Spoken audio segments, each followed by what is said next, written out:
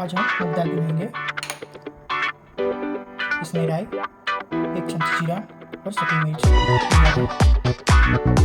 आदि लहसुन का पेस्ट लिया है। आधा काटा हुआ प्याज लिया है। हींग लिया है। काटे हुए टमाटर लिए हैं। हल्दी, मिर्ची और धनिया लिया है। बाद में शिमला मिर्च और कचौड़ी है। धनिया लिया है। एक कटोरी बोल किया हुआ नमक लिया है।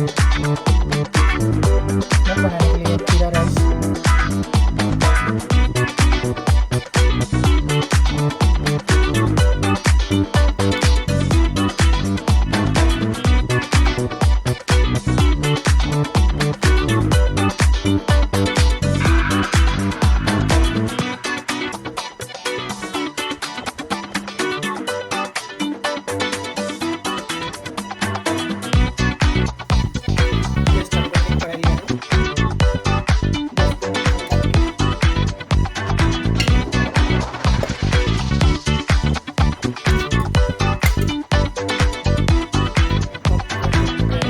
जीरा राई और मिर्च डाल के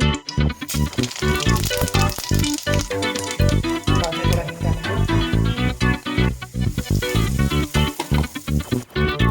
बाद में आदि लहसुन का पेस्ट डालेंगे।